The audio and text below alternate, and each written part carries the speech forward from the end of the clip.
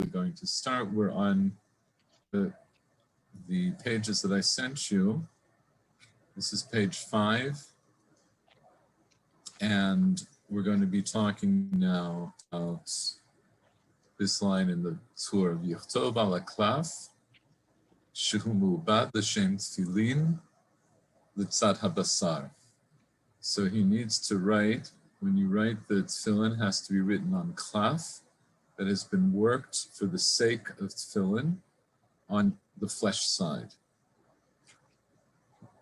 So the Yosef says, Yichtov ala klaf, should write on klaf, Beperek hamotzi yain, mashma dahavi maskana de Gemara. It's implied that it's indicated that that's the conclusion of the Gemara. Hadatanya, that which we learn in the Bright said, halacha l'mashem Sinai, tefillin ala klaf, umizah ala duchsustus. Lo the mitzvah bilchudhi ela li'ikuva. Okay, so first of all, the Gemara in Shabbat, Ayin Tet Amud Bet, has this braita. It says halacha l'Moshe Sinai that tefillin is on klaf and mezuzah is on duchsustus. So the Beit Yosef has to point out right away that you might say from that that's the mitzvah. In other words, it's the best thing to do would be to write tefillin on klaf, but otherwise you'd still, it's still kosher if you would write it on something else. So he says, no, lo la mitzvah bilchudhi. That's not only the mitzvah, ela li'ikuva, but rather it holds back the mitzvah. Lomar, tefillin dafka aha klaf. To say that tefillin is only on klaf, ava al duchsustus v'al hagvil psulim. If you write tefillin on duchsustus or on gvil, they would be pasul. V'chein mashma beperek hakometz, v'chein hu haskamat kol haposkim. So this is also implied in Perek HaKometz and Menachot. It's a sugya we looked at, and we're going to take a glance at it again. And this is also the agreement amongst poskim. In other words, the rishonim that preceded the Beit Yosef, lafukei me'al Mordechai, and that's to exclude, in other words, all the poskim except for the Mordechai. Shekatav b'halachot ktanot. Tanya, Shina Pasul, Kayamalan Hachi. Elek Rabbi Achai, Kayamalan, Titanya Beperek Hamotzi, Bekomets, Shina Bezel Bezel Pasul, Rabbi Achai Machshir. Uchavate Kayamalan, Temokminen Beperek Hamotzi, Derav Kai Kavate. So, this part of the Mordechai that's being quoted, he's explaining a particular part of the sugya that we saw in Perek HaKometz, and we'll take a look at it again so that we can have a better idea of what he's talking about.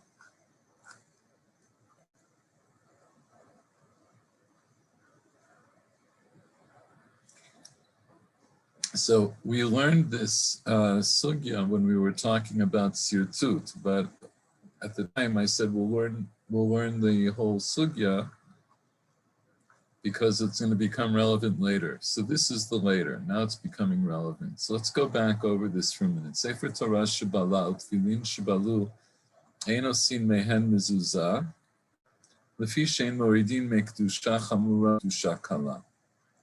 Right, so Sefer Torah that wore out, we don't make from them a mezuzah because we're not allowed to reduce, to bring down the level of kedusha from a heavier kedusha to a lighter kedusha. Okay, so we all remember that basic braita, I assume. So, right, in other words, so the meaning is, just to clarify, if you had a Sefer Torah or Tefillin which had worn, in other words, maybe that now they're no longer going to be in use, but of them are still okay. You're not allowed to cut out the parshiot from the Sefer Torah or from the Tefillin to stick them together to make a mezuzah. And the reason the Braita says is because you're not allowed to reduce the kedusha of the Torah and the Tefillin respectively to make a mezuzah which is of a lesser kedusha. So I'll skip this first kata here. We'll go to this. Ha moridin osin, and what if we were allowed to reduce the kedusha?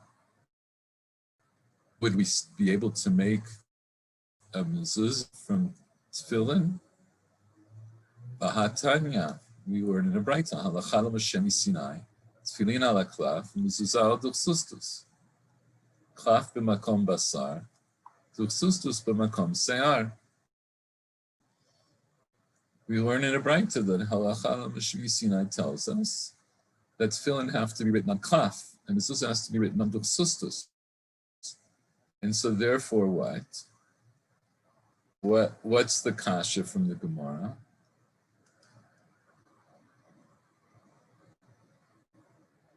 Anyone? I think it just upholds the fact that tefillin have a higher holiness than mezuzah. No. In other words, okay. No, that's in other words, the Gemara here is saying, even if you set aside this question of which has the greater kedusha, let's put that aside. That's not a fact. Were that not to be a factor, I still couldn't make a mezuzah from tefillin because there's going to be some other aspect in the halacha of tefillin that will be different than a halakha aspect of the mezuzah. So okay, so it's apples and oranges instead of continuing.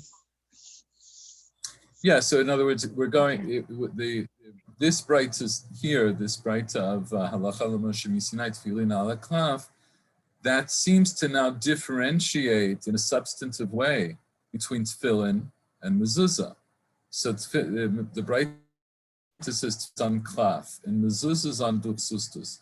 And so what do we want to do? We want to take the Parshat Shema and Parshat Vayayim Shemoah from this pair of tefillin, and we want to stick them together, or maybe they're already together, maybe they're already on a piece of klaf, and we want to use this now as a mezuzah. And setting aside the fact of different levels of kedusha, the Braita tells me, the Braita indicates that no, you can't do it anyway. Why not? Why couldn't I do it anyway?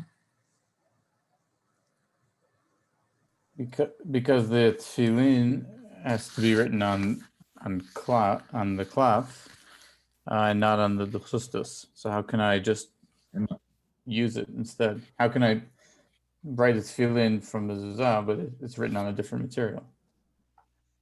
Well, in other words, it's not that I wrote the tefillin to be mezuzah. I wrote them to be tefillin. So the underlying lesson is, I have tefillin. The tefillin are written on klaf, and now I can't take those parshiot and make them a mezuzah because the mezuzah, as you just said, has to be written on. That's right. Okay, so that's the kasha. So just to reiterate, Saha Moridino Sin, and what if I were allowed to reduce the kedusha of tefillin to the kedusha of mezuzah, could I still make a mezuzah from tefillin? V'hatanya, here I learn in a braita. Halacha l'Moshe Sinai, tefillin ala klaf, mezuzah al duchsustus. So from that line, I understand the tefillin that I want to make the mezuzah from, those tefillin, they were written on klaf. And mezuzah that I need to fulfill the mitzvah of mezuzah have written on duchsustus. So I can't take the mezuzah parshiot from the tefillin and call it a mezuzah. And then klaf b'makom basar duchsustus b'makar. We'll come back to this line in a moment. So the Gemara answers the mitzvah. So what does it mean, the mitzvah? So let's just see how Rashi says, the Gemara answers the mitzvah, that is what mitzvah ilin al haklaf, umezuzah ad duchsustos. The mitzvah of tefillin is on klaf, and the mitzvah for mezuzah is that it should be on duchsustos. Aval im shina ein bekach klum. But if you change it to right at this moment, I think to change it would be, so at minimum it means what? It means that if I wanted to write the mezuzah on klaf, it would be kosher. Im shina ein bekach klum. Hilkach im moridin osin. Therefore, if we were allowed to reduce the kedusha of the tefillin to become mezuzah, to the level of mezuzah, I would be allowed to, despite the fact that halacha l'mashmi Sinai says the mezuzah should be on duchsustus, but that's the mitzvah. In other words, that's the ideal way that I should do the mitzvah. But if I did it differently and I wrote the mezuzah on klaf, or in this case, I took parshiot that were already written on klaf and used it for mezuzah, it would be kosher. Okay, now we need to pay attention, though, to the second part of the Braita. Klaf b'makom basar, duchsustus b'makom seyar. So this is part of the halacha l'Moshe Minai, and so let's just parse this out. So halacha l'Moshe says, when you write tefillin, you write them on klaf. When you write a mezuzah, you write it on duchsustus.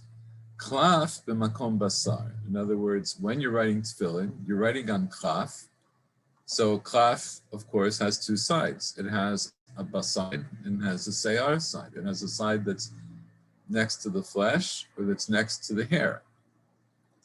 So the halacha l'Moshe Sinai tells me that when you write on the klaf, you have to write on the place that's next to the flesh.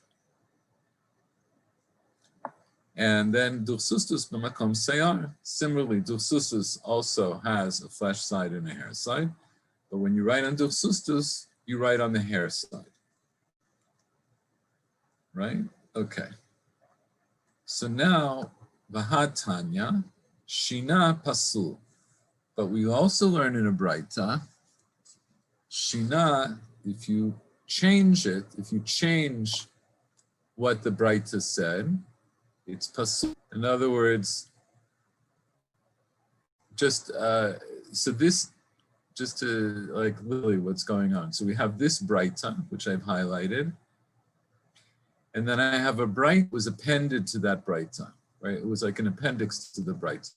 I have this whole Braita that says halacha l'Moshe Sinai tefillin al klaf mezuzah duchsustus, klaf b'makom basar, duchsustus b'makom seyar, and then the next line of that Braita says shina pasul.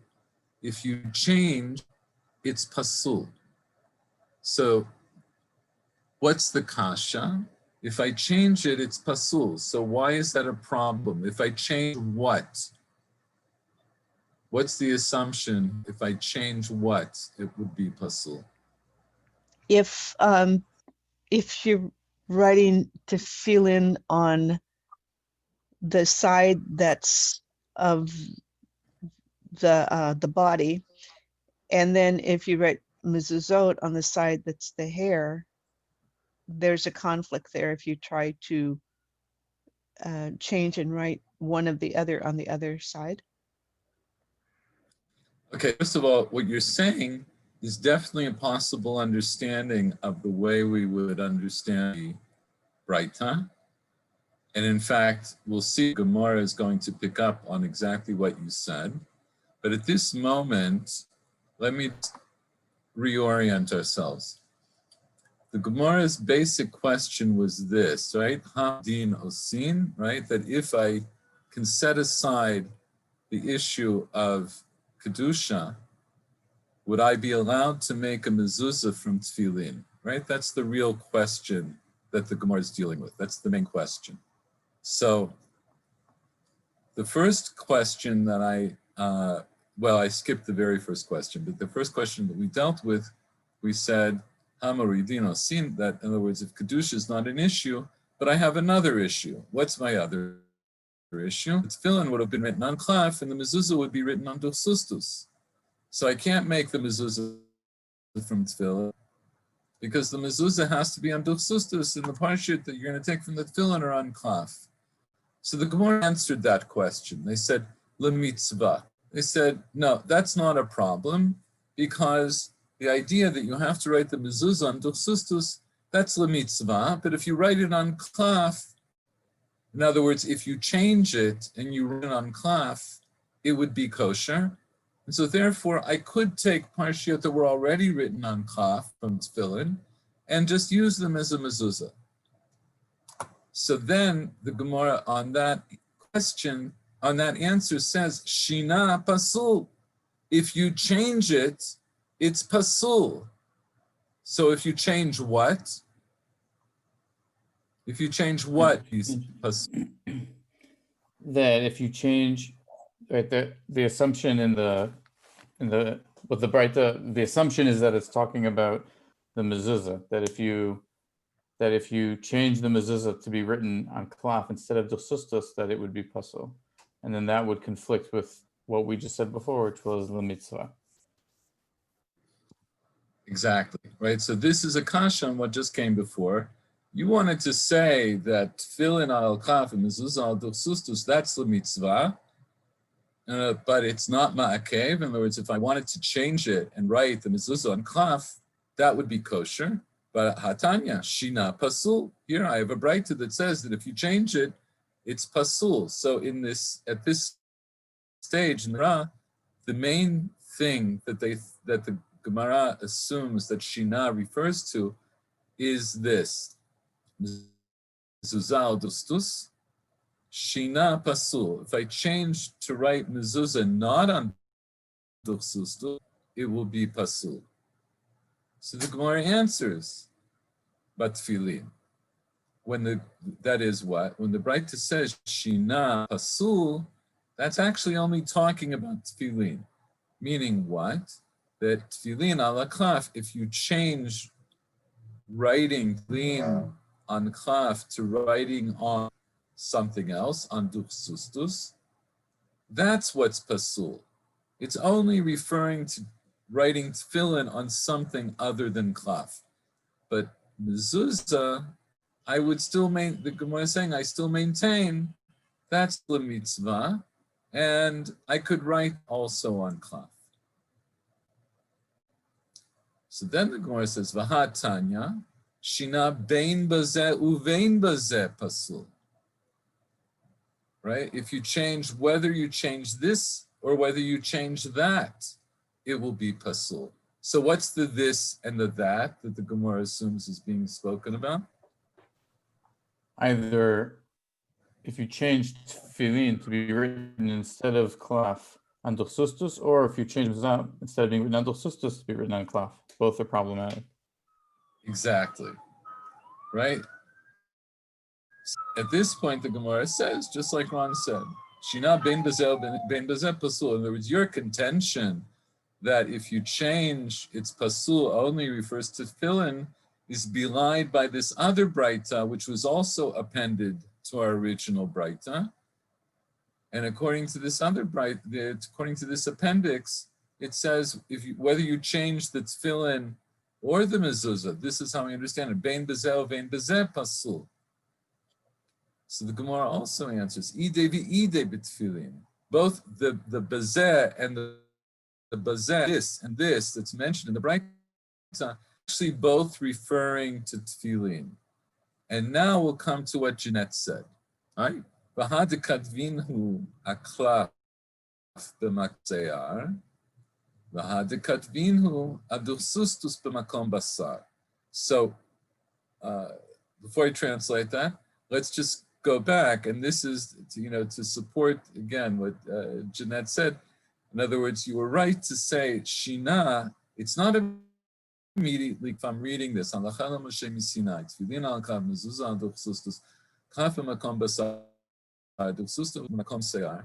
I say shina. If you change, it's pasul. So the question is, what does it refer to? It could refer to everything that was listed. If I change it, it's listed here in the bright, it's pasul.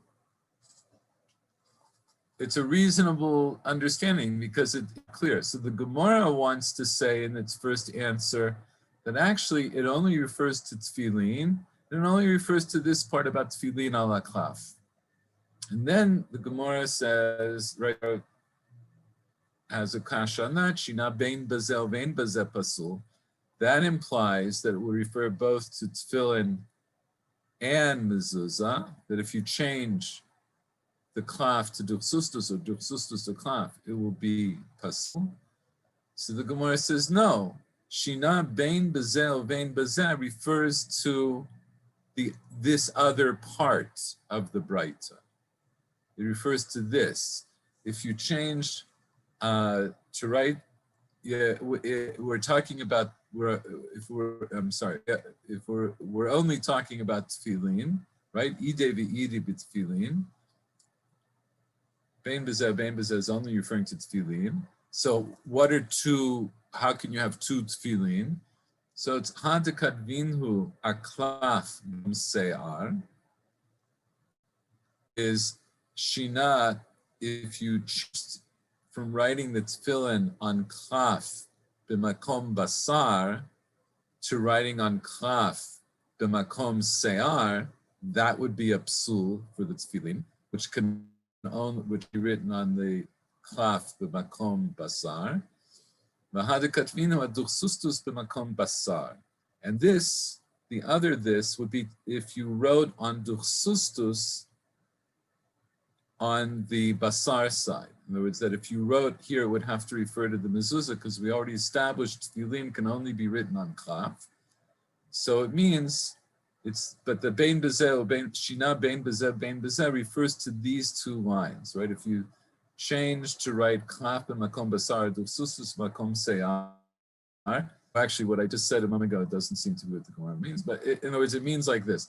Hadikat vino aklaf and makom se'ar, if you wrote the tefillin on klaf on the se'ar side, or if you tried to write the tefillin the makom basar, but you wrote it on duchsustus makom basar, right? So whether you write the tefillin wrong side of the klaf, or even on the correct side of the duchsustus, correct for tefillin on the duchsustus, both of those cases will be pasul. So before we get to the rest of the Gemara, so at this moment, if I were to make halachic conclusions, this is what the Gemara would have concluded. It would conclude that tefillin always have to be written on klaf, and they always have to be written on klaf and makom, right? And if I change that to write it on the other side of the klaf, or if I try to write it on even on the basar side of duchsustus, it's going to be pasul. But I could also, the Gemara is still maintaining that mezuzah mitzvah you write on duchsustus, but it's also kosher if you would write it on klaf. That's where we are. That's where we're up to in the Gemara. But now the Gemara gives an alternate explanation to this Braita. The ibait ema, if you want, I'll say a different answer. Shina bein bezel vein beh. When this Braita said that if you change this or you change this, right? Change whether you change this or change this, that's pasul. I'll tell you that that's Tanai. That's a machloket Tanaim. That is, not everybody agrees with the idea that if you change one thing or the other, that it's pasul. So how do we know it's a machloket Tanaim? Because I have another Braita. And the other Braita goes like this, Shina bein bezel pasul. So again, we're going to think of this Braita as being an appendix to our original Braita, right? It's a continuation. So we have this basic Braita, and then I had Braita A, Shina pasul. I had Braita B, Shina bein bezel pasul, and I have Braita C, right? Shina bein bezel pasul. That's unattributed. So that's the Tanakama in this Braita. first Tana in this Braita says, whether you change this or this, it's pasul. And so now I can understand it the way, in other words, shina bein bazeh pasul, it means, according to this Tana, I can go back to my original contention about what bein bazeh meant, and say that if I write tefillin on duchsustus, or if I write mezuzah on klaf, both of those things are pasul. Rabbi Acha machshir mishum Rabbi Achai b'Rabbi Chanina, ve'amila mishmei Rabbi Akiva b'Rabbi Chanina. But this other Tana, Rabbi Acha, he was machshir. He said, actually, if you change and you write tefillin on duchsustus or mezuzah on klaf, it would be kosher. Right? And either he said it in the name of Rabbi Achai, or some people said he said it in the name of Rabbi Akiva, Rabbi Chanina. Okay, so according to that, if we hold like Rabbi Achai, so he's machshir. So now I would say, in fact, tefillin do not have to be written on klaf. Tefillin could be written on duchsustus. Just as mezuzah could be written on klaf, tefillin could be written on duchsustus, because he disagrees with this idea of shina bein bazeh or bein bazeh. So then this part we did, hamaridin osin. Okay, so we'll leave, all right, that's something else. So let's just,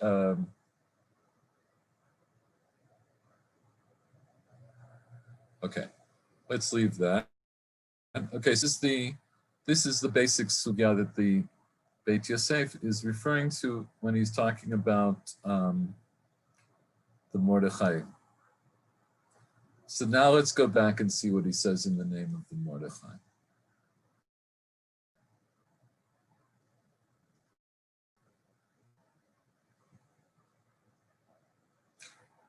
Right, so he said, so let's go, we'll go through this again. So Yichtov al haklaf. So the first thing, when you write tefillin, you write them on klaf. And the Beit Yosef says, we learn that from this Gemara in Masechet Shabbat. By the way, if you look there in Masechet Shabbat, it has also the same Braita, right? It has a variation on the sugya that we just looked at in Menachot. I brought you the version that's in Menachot. At some point, we may go back and do the version that's in Shabbat, but for our purposes, this is sufficient. So how do I know that I have to write tefillin on klaf? As I see in the Gemara in Shabbat, Mashma the Havia Maskan, the Gemara, it seems that this is the conclusion of the Gemara over there in Masechet Shabbat that quotes this Braita, Halachah l'Mashem Yisina tefillin klaf v'zuzah duchsustus, lo l'mitzvah bilchudhu. It's not la mitzvah. In other words, now we understand why he uses this term la mitzvah. It's deriving from the Gemara's first answer in understanding the Braita to say that it's only the mitzvah that you have to write tefillin on klaf and mezuzah on duchsustus. So he says, no, mitzvah bilchudu. It's not just la mitzvah. Ela li'ikuva. It holds back the mitzvah. In other words, it's pasul if you don't write on klaf. Lomar, the tefillin dafka ha-klaf. It tells me that tefillin have to only be written on klaf. Aval al duchsustus, v'al hagvil, psulim. Right? On any surface, it's going to be pasul. V'chein mashma b'perek met, which is the sugya that we just looked at.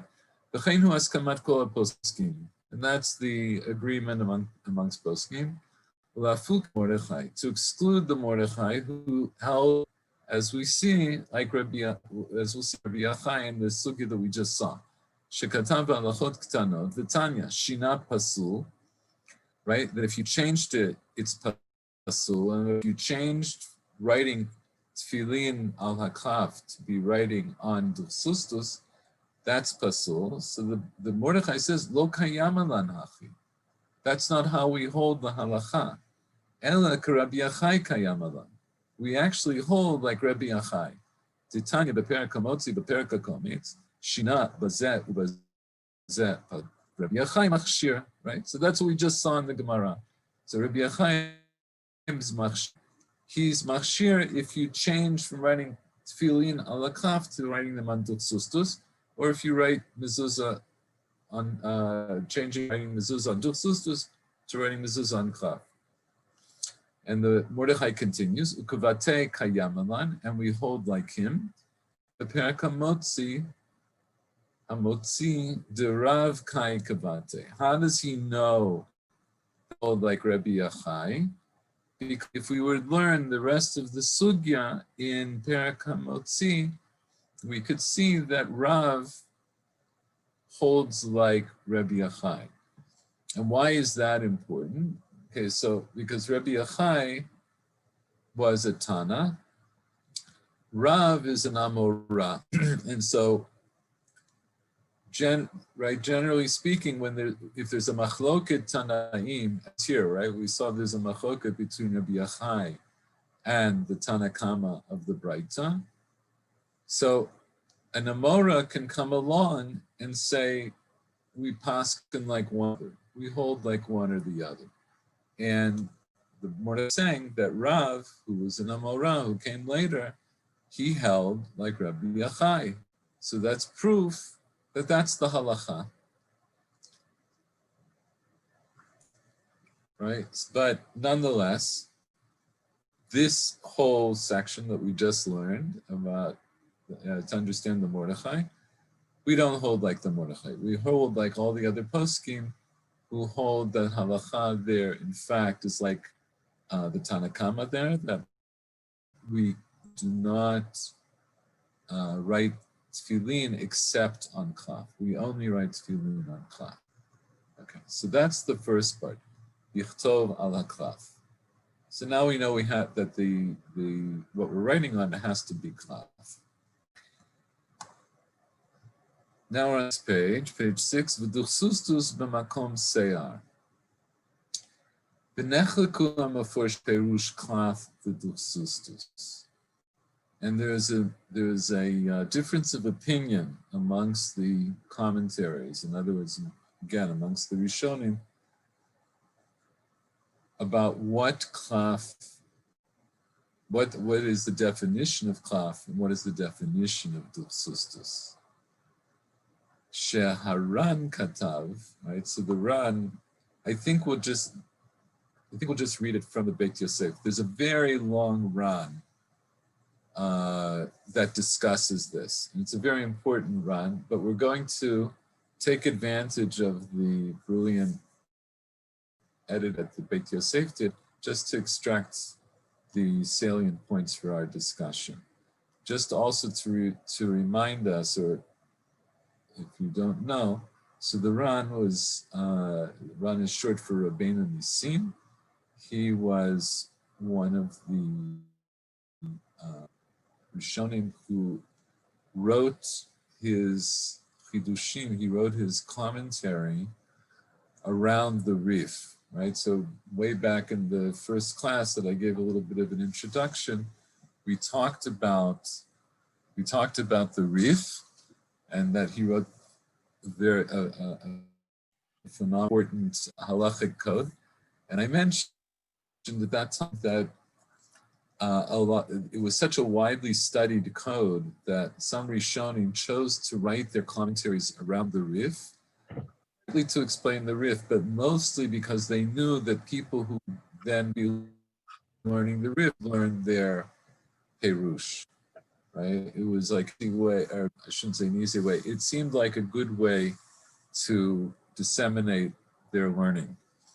So the Ran was one of these people, and he wrote on the Rif on many Masechtot, and in the standard Shas, he's printed along with the Rif in Masechet Shabbat. So that's where you'll find this Ran around the Rif on the Masechet Shabbat. So the Nechaku, welcome, Linda. Thank you. You're joining us just now as we're getting to the second part of the shir. Just about to talk about the definitions of duchsustus and klaf in the Gil, right? So we learned that when you write tefillin, you have to write them on klaf. And according to the Brighton that we brought earlier in the Gemara, when you write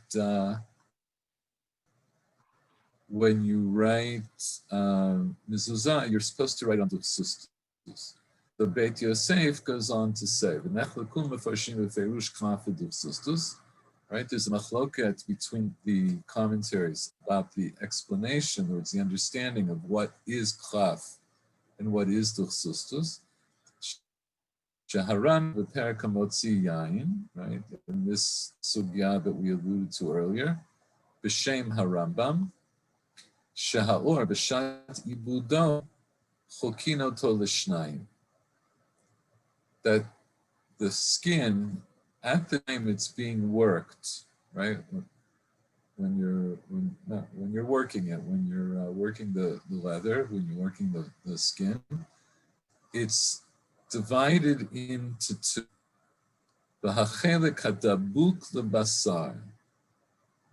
Right, so you have the skin, right? So when you skin it off the animal, there's a side that was closest to the flesh, and there's the opposite side, which would be where the hair is. So hachelik hadabuk lebasar nikra klaf. The part that's stuck, that had originally been on the flesh, that's called klaf. V'kotvim bo b'makom basar mamash.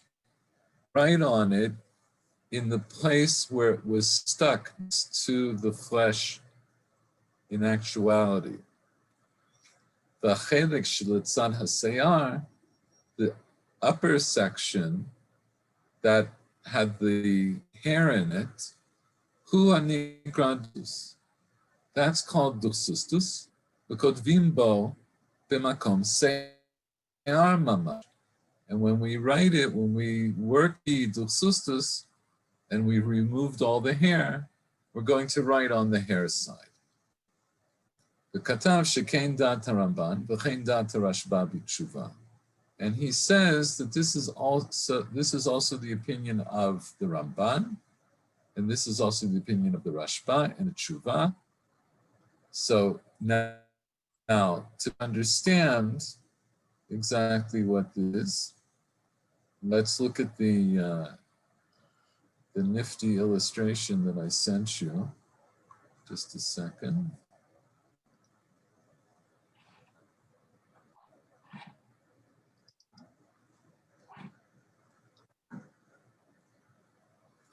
Okay.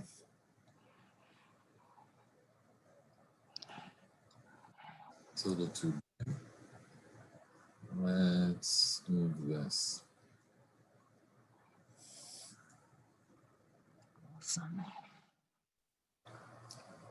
So this is that we just learned. This is Shitat Ran in the name of the Rambam and the Ramban.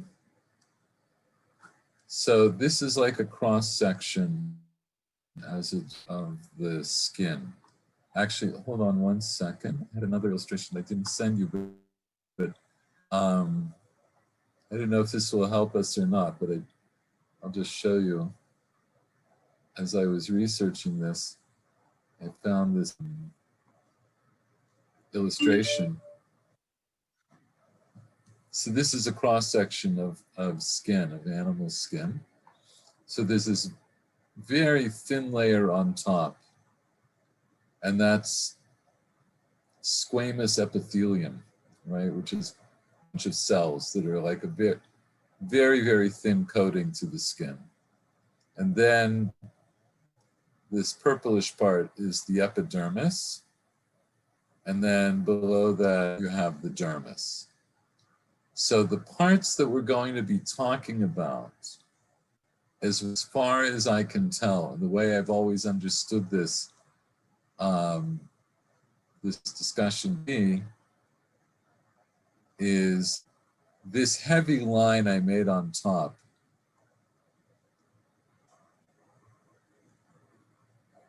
Right, the heavy line. That would be this epithelium. But the hatched line, that's going to be the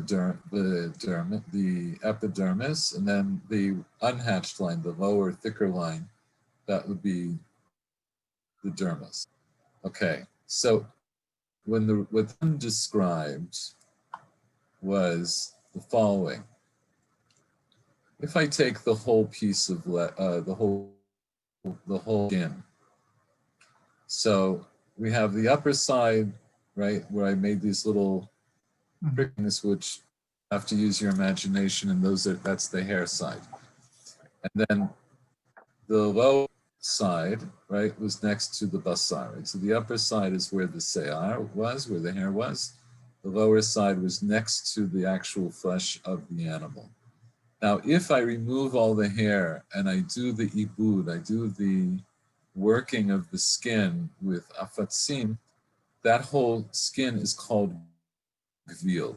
This, by the way, this definition is something that all the rishonim agreed with. Gvil is unsplit skin. And I'm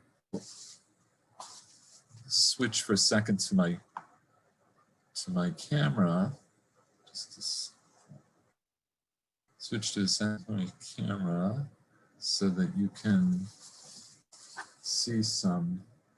This is an actual piece of veal, and it was worked with afatzim, so it was worked with gall, and it's what we call in English tanned leather. It was tanned, just like they used to do in the olden days. This part where I wrote a few words out,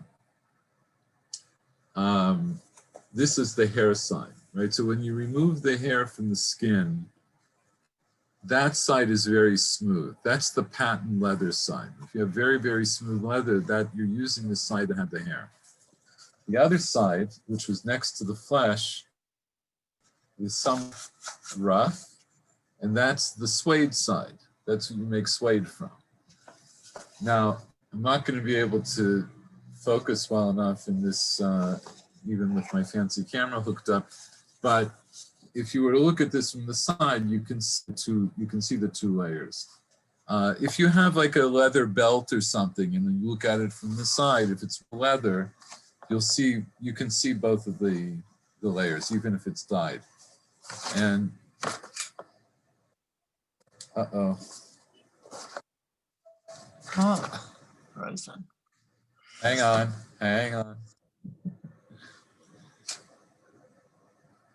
Okay, and we're back. And just for fun, even though I guess this is going to show up backwards, this is a section from a Sefer Torah that was written, I'm not sure when, I'm guessing somewhere between 200 and 300 or maybe even 400 years ago. And I happened to get it because the Sefer Torah that it came from, as you can see, this section was burnt. And the person who was in possession of the Sefer Torah asked me to remove this and write a new panel. So I wrote a new panel and I got gvil. That's why I still have some extra gvil left over.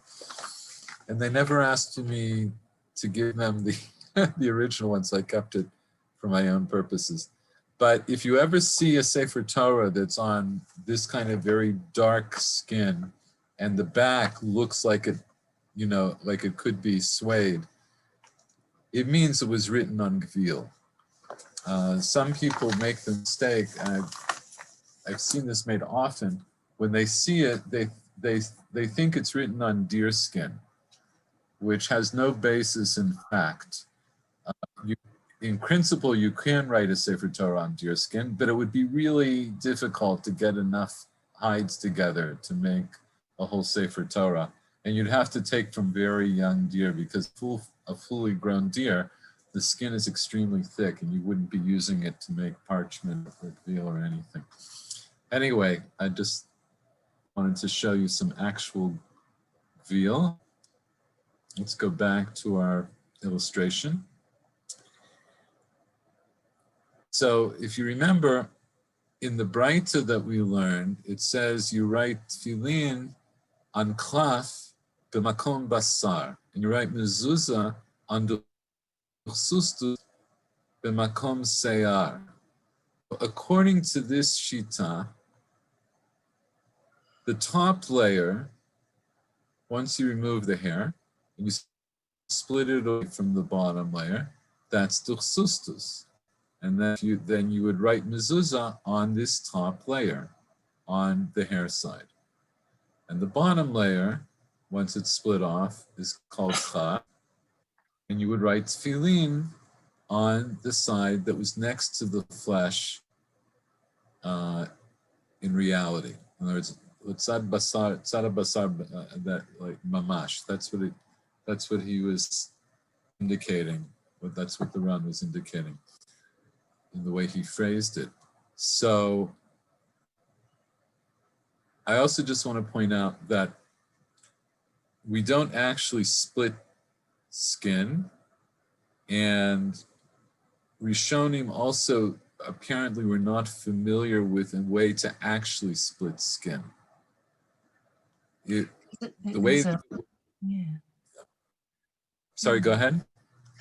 I've seen a machine, well, it's a sort of roller in the Middle Ages that, in fact, until I believe fairly recently, they could split the skin by passing it through a roller. I'll see if I can find the illustrations. See them. Yes, I'm very, very interested in this because I've also spoken to the people who actually make parchment, and they tell me they don't know how to do this, and it's like a lost art. But interestingly, one of the people who follows this class, David Rubin, had sent to me from a Rav that he knows in England. This Rav Miller is his name, wrote a whole sefer on Hilchot Stam. And he said in his commentary what way he understands this, which I'll explain. When I get to the end, I'll explain it because I don't want to confuse the issue more than it is.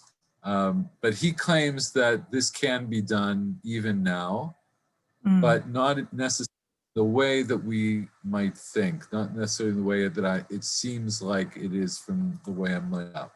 So I'll leave his comment until later. So this shita that the Ran brings, and then the Rambam and the Ramban, and in fact, we'll see also in the name of the Rashba, I think the Beit Yosef mentioned, that's the first shita. And in fact, if you look in the Rambam, if you look at the Rambam here in Hilchot Tefillin Mezuzah, Sefer Torah, Perek Aleph, Halacha Vav, he says, Shalosh Orotein, Vil uklaf duchsustus. Now, watch very carefully, because he's not going to say the way the Ran says. He says, Ketzad, how do you make that? Lokhin or behema o chaya, umavirina se'ar mimenu tchila. First you remove the hair, right, from the skin of either a domesticated animal or a wild animal. We remove hair. V'chakach mochin oto b'melach. We salt it with salt. V'chakach ma'abdin oto b'kemach. And then we work it with flour. V'chakach ba'aftza. And then we work it with the walnut juice. V'chuyot sebo, or something like that. Midvarim shaftzin et or, from things that shrink or pull together the skin. And reinforce it. So that's gvil. If you just take the whole skin and you work it, that's gvil. And then he says, if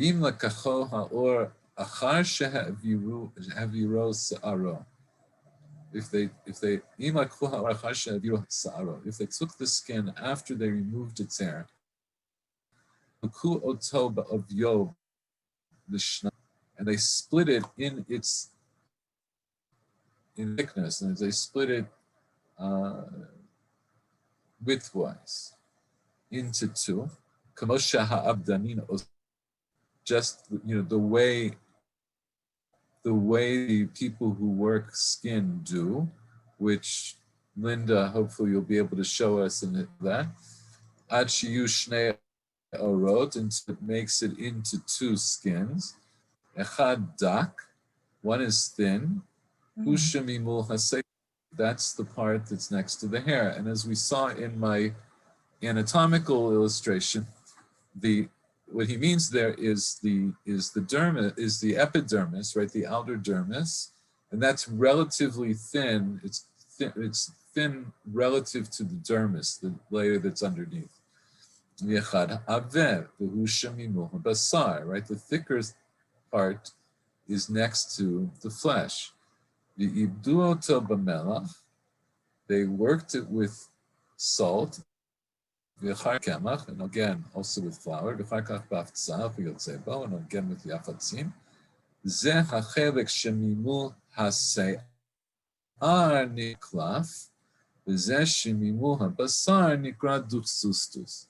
So the part that's next to the hair is called klaf, and that which is next to the flesh is called duchsustus. So if you remember, that's not what the Ran said that the Rambam said, right? According to the Ran, like we saw here, that the upper layer is duchsustus and the bottom layer is klaf. But according to the way we're seeing here, the upper layer is klaf and the bottom layer is duchsustus. Just so you know,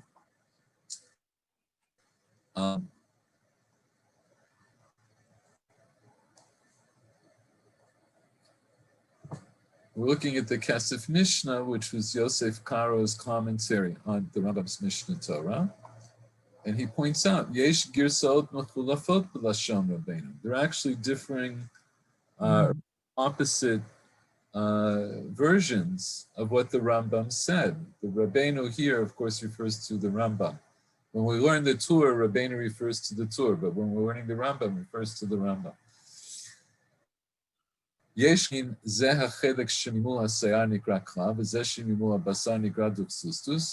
There's some people whose version learns that the upper layer that's next to the hair is called klaf, and the layer that's next to the flesh is called duchsustus. That's what we just saw in the version of the Rambam that we were looking at.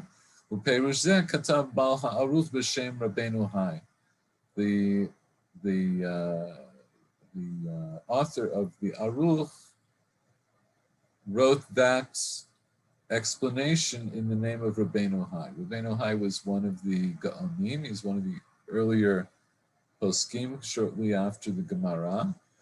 The Aruch was basically, in the late Gaonic period, I believe 9th century or 10th century, lived in Italy. And we may have mentioned the Aruch before. The Aruch was the first dictionary of the Talmud.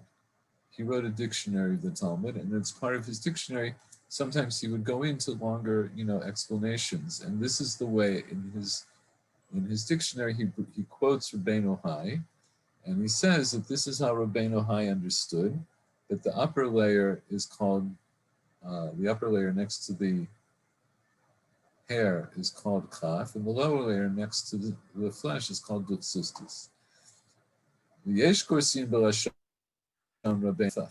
But there are those who learn in the opposite.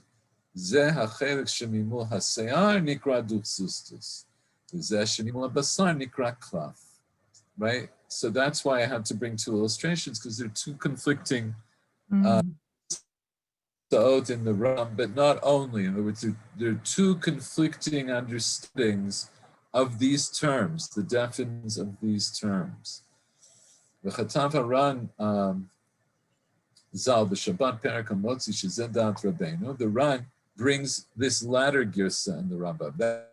That's the first we saw in the Beit Yosef, was the Ran who said that the Ram held that the upper layer is called duchsustus and the lower layer is called klaf, and that's also the opinion of the Ramban. V'zuhi muksat Rabbeinu me'ein safek. And the Beit Yosef adds in, he says that's certainly, in other words, the way the Ran brought the Rambam, the way we learned it in the Ran in the Beit Yosef, he said, without a doubt, that is the correct version in the Rambam. Because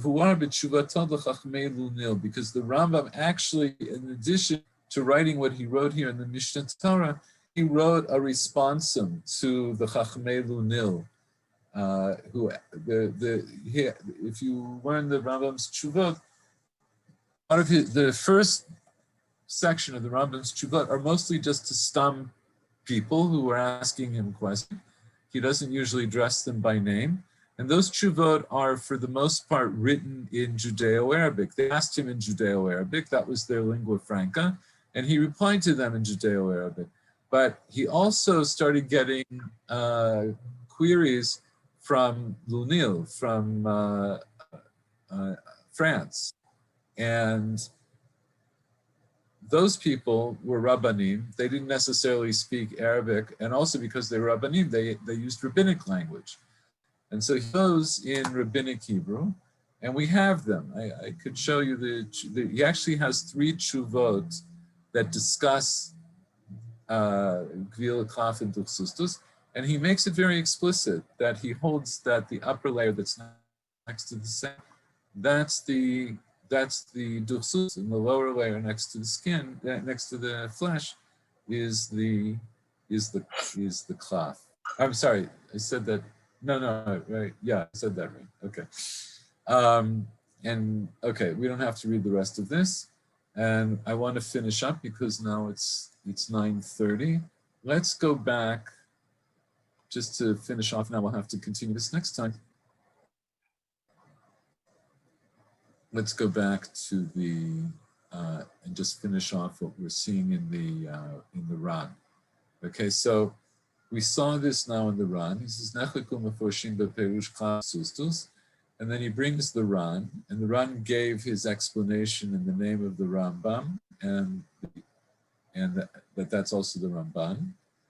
And I just want to finish off this part, and then next week we'll pick up from here. The Katava Ran, so the Ran says, if this is the correct understanding of what klaf and duchs are, that according to this reasoning, the people who write tefillin have to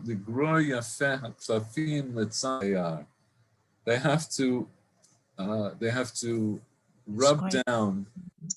Thank you. That's the word I'm looking for. They had to scrape very well the klafim on the hair side, so that which is left would have the din of klaf. So what does he mean? Let's just look at so if this, right, if this is the understanding of what klaf and duchsustus is, so in order to get the klaf, right, there's a reality that there's a reality that the Ran is assuming that it's not so easy to actually split this off. And so what it would mean, what you'd have to do in order to get kosher klaf, you would have to completely scrape off the duchsustus side. So that's what it means. The people who want to write on klaf, they have to completely scrape this side off, so that what they're left with is only klaf, right? Because you can't have some parts of it sticking onto it. If you have some parts sticking onto it, this will not be klaf. It's only klaf when it's completely separate from duchsustus. So let's stop here, and we'll pick up with this next time.